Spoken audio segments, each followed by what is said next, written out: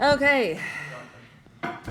So polar equation, the difference between polar and rectangular is that when we have rectangular equation, that's x and y, right? So then when we have x and y, it's always x in terms of y or y in terms of x. Okay, so that's how it works. One of them is the function, the other one is kind of the dependent or the independent variable. Now when we think about r and theta, this polar equation, r is going to be the main function and then the theta is going to be the independent variable. So this is basically r in terms of theta. Theta is the one that's moving around and then r is the result. Okay, so we're going to first look at some symmetry. Let's draw our axis. So first, let's look at some symmetry around the x-axis. So let's say that we have this point here, and this point, since we're talking about polar, the polar coordinate is going to have r and theta. So this is r, this is theta. Okay, so let's say that this has a symmetry around the x-axis. Has a symmetry means that there is another point that exists across the x-axis. So let's say that there is this point across the x-axis that's going to be exactly the same, r, and then the theta kind of goes the other way. So this point that I have in the beginning is r theta. And let's say that there is a symmetry across the x-axis, then it would be the same as saying there's another point there that is, what would be the coordinate for this point that's reflected across the x-axis? R negative theta. Yes, r negative theta, because you're basically going in the r direction, but you're going negative amount of theta down, because you're going in a negative direction. Okay, so then you can say that it's equal to r negative theta. So if there is a symmetry around the x-axis, this point r theta must also have another point that's r negative theta. If both points exist, then there is a symmetry across the x-axis. Or we can also say, if I want to get to that same point that was reflected across the x-axis, but this time I want to go in the negative r direction. If I go in the negative r direction, how do I get to the same point? How do I get to the same point? Pi plus theta. If I go in the negative r and I go pi plus theta, I'm going to go to that point. But what about this one, this bottom one? Yes, pi minus theta. So if I go in a negative r direction, I can go pi, that gets me back to 0, minus theta goes back there. Does that make sense? Okay, so then we can say if I go in the negative r direction, I would go pi minus theta. So this is to prove that there is a x-axis symmetry. Now let's look at y-axis symmetry. So let's say that I have a point here, again, same point, r and theta. Let's say that there is a symmetry across the y-axis. That means there's another point that exists across the y-axis here. If I reflect it across the y-axis, then it must have exactly the same r, and this angle would be the same. So then I would say r theta is the same as pi minus theta, yes. So I would say to get to that point, I would go r and then pi minus theta. Guys with me? So r and then pi over will give you all the way to the other side, 180 degrees, and then minus theta goes back that amount. Okay, so r comma pi minus theta. Okay, or if I go in the negative r direction, how would I get to that point that was reflected? Negative theta. negative theta. Are you guys with me? If I go in the negative r direction, I just have to move a little bit to get there by going in the negative direction. Okay, so 2 ways to verify. Okay, about the origin. All right, so same point as before, r theta. About the origin means that we're going to flip it across the origin. Across the origin means turn it 180. So take your iPad, turn it 180, and that point has to also exist, which also just means it's going to be across diagonally.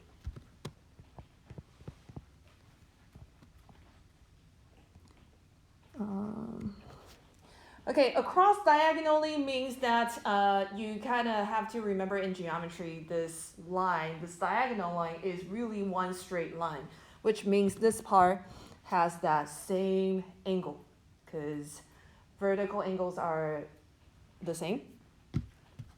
So if I say r theta is the original one and there is a point that is reflected across the origin, how do I get to that point? Plus minus 5. Okay, good to both. Okay, so let's say r. All right, so we're going the r direction, and then how do I get to that point? That's pi plus theta. Or again, I'm going to go in the negative r direction. If I go negative r direction, I'm already here. How much do I have to go? Theta. Okay. You three are quite fast. I don't know if anybody else understands. How are you guys the rest of the class? He's like nodding your head, like now that the secret is revealed, it all makes sense. Yes. Okay, if you go in the negative r direction, you just have to turn a little bit, and that is theta to get to the angle. Alrighty, let us actually use that. So let's look at this graph, or this equation. Prove that this graph, r equals 4 sine 3 theta, is symmetric about the y-axis. And then we are going to analyze the graph. Okay, let's look at the graph first. So go ahead and take out your calculator, and we're going to graph r equals 4 sine 3 theta and see if it has symmetry across the y-axis. All right, let's look at this graph. Nice. Nice 3-leaved something. Okay, so does it have symmetry across the y-axis? Yeah. Yes. It's kind of obvious, right? So now we need to prove that it does have symmetry across the y-axis by doing algebraic proof. So algebraically, if it does have symmetry across the y-axis, then it must fit this form. R theta, so picking a point on this graph, should also exist in those places on the other side. Okay, so if I look at these things that I need to check to prove, this probably is the easiest one to use, right? The pi minus theta is kind of cumbersome, but it's exactly the same as this one, so let's just use that one. Be easier. Okay, so what we're going to do is we're going to prove that r theta also exists at negative r negative theta. So we're proving y-axis symmetry. So r theta must also equal to negative r negative theta. So what I'm going to do is put in negative r and put in negative theta in the original equation. I'm proving that that results in the same equation as before. Okay, so the equation was r equals 4 sine 3 theta. I'm going to put in negative r and negative theta. Negative r equals 4 sine 3 times negative theta. Okay, now let's think about it. 3, this part. 3 times negative theta. 3 times negative theta is negative 3 theta. Kind of just, that's how it is, right? So 4 sine negative 3 theta. Sine Negative 3 theta. You got to remember last chapter. Sine negative 3 theta. Is sine an odd function or an even function? Odd. So then if it's odd, the negative does what? Goes away. Oh. Goes to a coefficient. Yes, it comes out. If it's, so since sine is an odd function means negative inside is the same as negative outside. If it's an even function, then negative inside is the same as no negative. Yes? So since sine is an odd function, the negative comes out. So it's negative 4 sine 3 theta.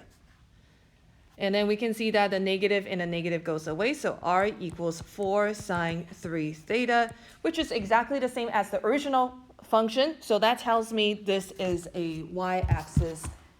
It has a y-axis symmetry. Okay? Okay.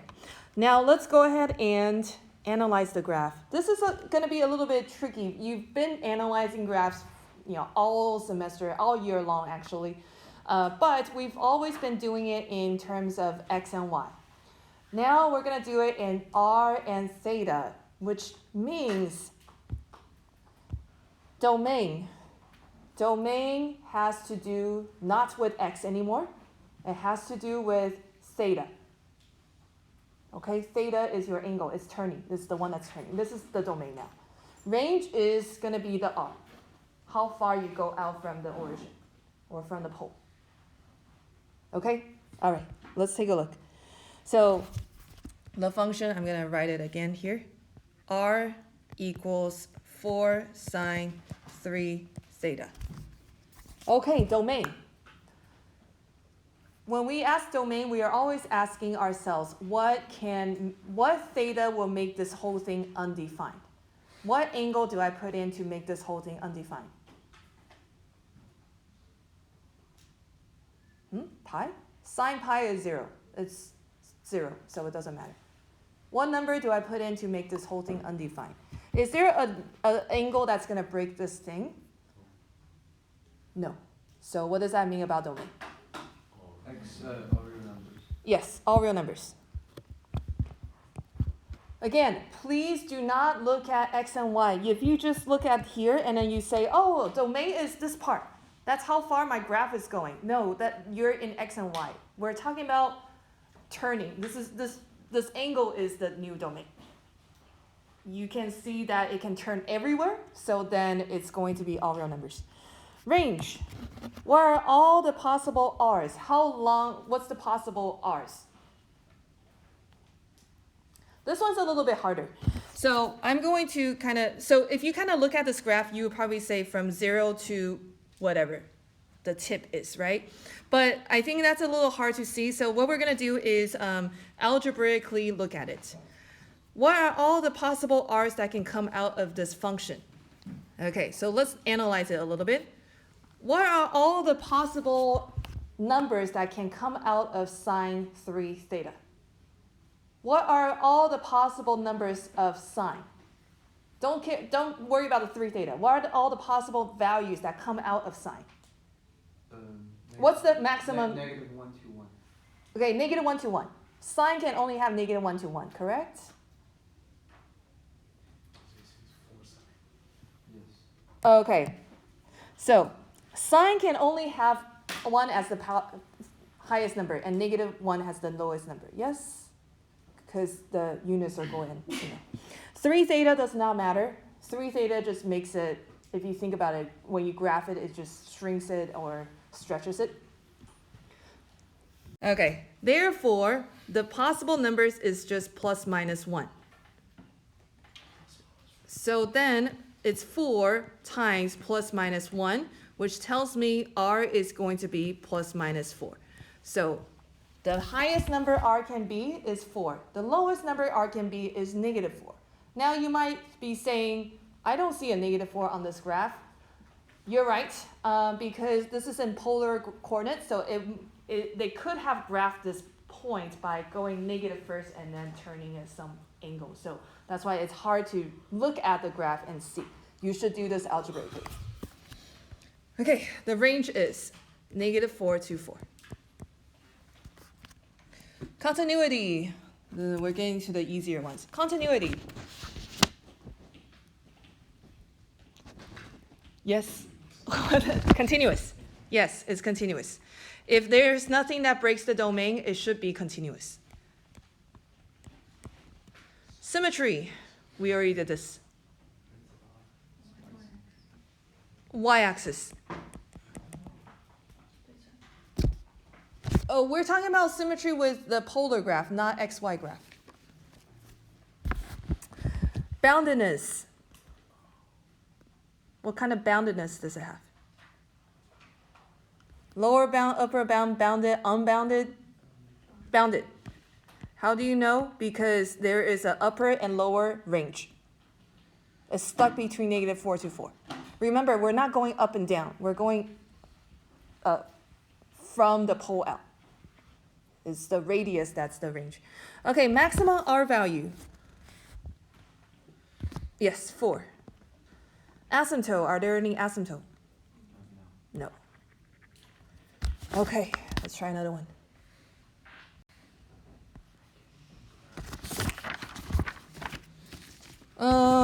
Prove that this is symmetric about the x-axis, analyze the graph.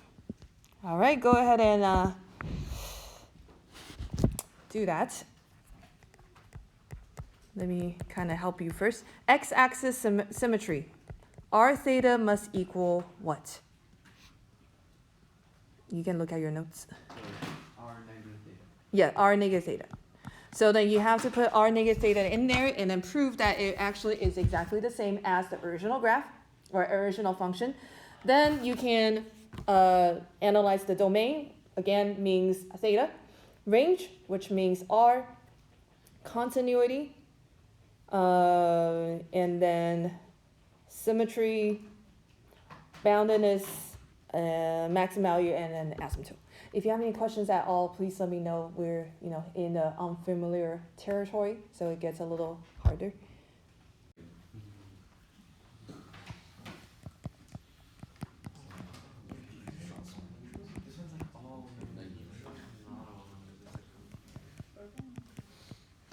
All right, let's start. Mark, what's the domain? Ashley, what's the range? 0 to 4. Okay, because the highest number cosine can be is 1. The lowest number cosine can be is -1. When it's 1, it's going to be 2 plus 2. When it's -1, it's 2 minus 2. So then the numbers go from 0 to 4. Okay, Sally, what's the continuity? And then Iris, what's the symmetry?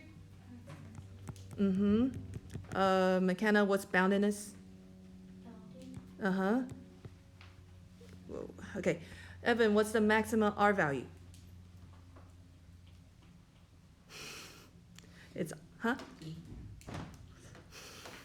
It's on there. Yes. Sherry, asymptote? None. Okay. How do you get domain and range? So if you look at this, okay, so if you look at the function, the domain part has to do with just the angle part, right? So then you ask yourself, is there an angle I can put in that would make this cosine undefined? Well, nothing ever makes cosine undefined. Like every single angle works. So then domain is all real numbers. Then you ask yourself, what is the highest possible number cosine can be? Well, that's going to be 1. When cosine is 1, then it's going to be 2 plus 2. So the highest number is 4. When cosine is -1, which is the smallest number, it's going to be 2 minus 2, so the smallest r is 0. Let's see. We're going to skip all this. We never have time for all these. Yes? How did you get domain and range for the... All right, so we don't have time, unfortunately. These curves are so pretty and so cool, but you probably won't see them until if you decide to take AP Calculus BC, so like 2 years from now if you want to do that. But if you don't, then you probably won't see these curves for a very long time. So we're just going to practice one more, and then we're done for the day. Analyze this polar curve. All right, we don't have a lot of time, so let's go over it really quickly. Blake, do you have the domain? Aaron, range? This Aaron. Oh, sorry. Huh? Okay, Andy, continuity? Continuous. Trey, symmetry. This Aaron, boundedness. And then Caleb, maximum R. And then Amanda, asymptote? Correct.